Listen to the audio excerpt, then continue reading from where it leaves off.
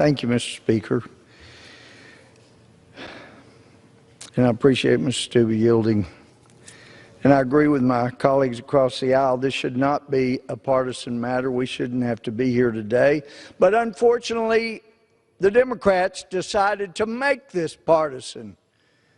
I begged to be allowed to make an amendment because this is one slap at a man that's already made clear, yeah, he wants to stop fraudulent voting and make sure that hadn't occurred, but he is going to abide by the will of the people. Yet this, that they refuse to allow any amendments, says that it's resolved that the House of Representatives intends there should be no disruptions by the President or any person in power to overturn. They would not accept a friendly amendment so it could be completely bipartisan to say, or any candidate or anyone acting on a candidate's behalf, which would have included the President. Oh, no. We have got to have a slap at the President. And as my friend Mr. Stubbe pointed out, it's not Republicans that have divided this country in refusing to accept results of the elections. No, you go back to 1860. November 6, 1860, Republican Abraham Lincoln is elected president by a big margin, and then states start seceding. They're not going to accept the results. Abraham Lincoln was inaugurated. Back then, it was March 4th, 1861. States were already seceding. We're not accepting the results. And they were everyone Democrats that were saying, we're not going to accept that Republicans' election to president. And then what do we hear from Hillary Clinton? She's been quoted as saying that Joe Biden should not concede under any circumstance because I think this is going to drag out. Go back 100 years after the Democrats refused to accept the results of the election of 1860. In 1960, John F. Kennedy was elected. And I've confirmed again today with someone who was worked closely with Nixon, that he had information submitted to him that established that there was much wrongdoing in Chicago, Illinois, fraudulent voting schemes. And he made the decision, despite what any of us may think about Richard Nixon, he made this decision that the country could not stand that kind of divisiveness, so he refused to pursue the fraud of which he was told there was plenty of evidence in Chicago, Illinois. That's the way the Republicans have been. And then we hear more sanctimonious talk about George W. Bush. And then who contested the election? Well, Al Gore. He calls and concedes, and then he later calls and backs it up. Thank goodness he wasn't president when we needed a decisive leader. But if you go through the chronology of Gore's defeat by President Bush, and a recount ultimately showed that he did lose. Gore did lose, Bush did win. But he was still contesting, divided this nation, refused to accept the results of the election, brought up some of the most ridiculous things, from the butterfly ballot that kids in the 5th grade had no problem with. Oh, but it's unfair because they can't really understand it in that part of Florida. What an insult to those people in Florida. And if you look now at what the Democratic Party is saying about this election, you have in response to President Trump saying, I just want to make sure that it's not fraudulent voting, it's fair voting, and as long as everything is legal and fair, you betcha, he will have a smooth transition of power. He would agree to that. But if you look, it's reported that, this is what was reported August 2nd of this year.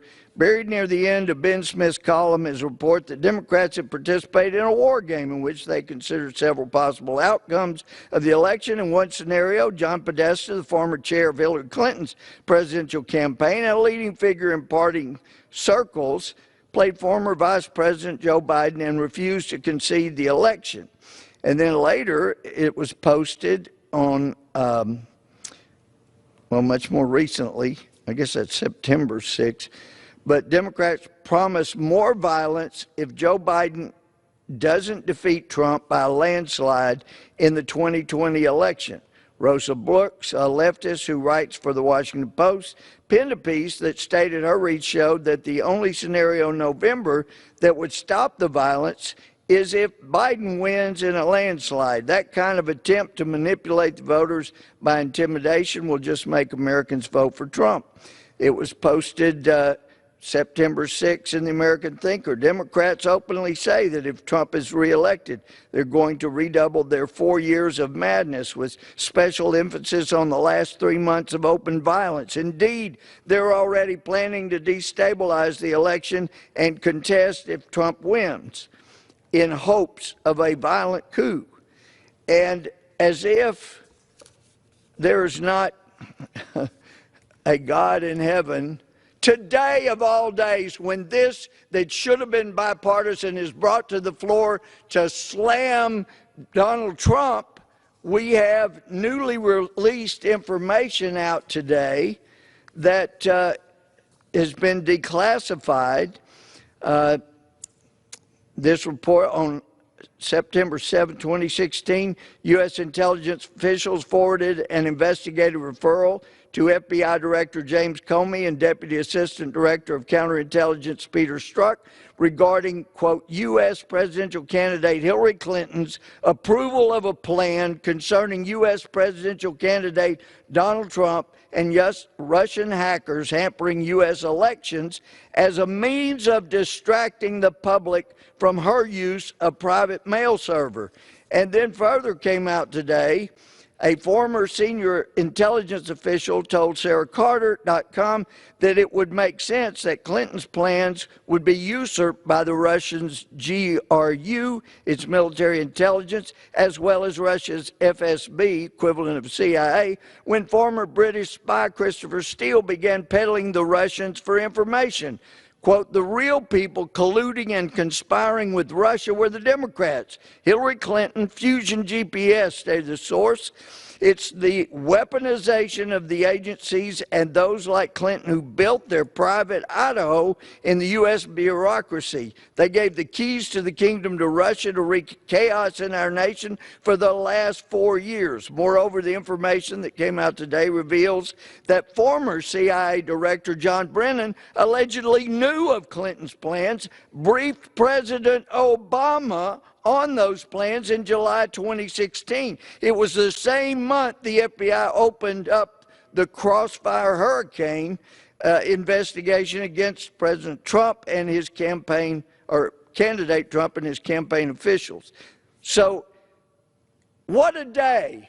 The day that more evidence comes out that it was Hillary Clinton's campaign, the DNC, and they were refusing to go along with a legal and fair election. And then afterwards, that whole conspiracy, the dossier, was used to try to prevent a president from staying in office after sworn in. And we're supposed to vote now to come after President Trump and demand his be legal and lawful in leaving office. He just wants fairness in the vote, and he'll follow the will of the people. And it is a real shame that my friends across the aisle wouldn't allow an amendment so we could say to both sides, follow the will of the people, have a proper transition of power. But no, they wouldn't go there. I yield back.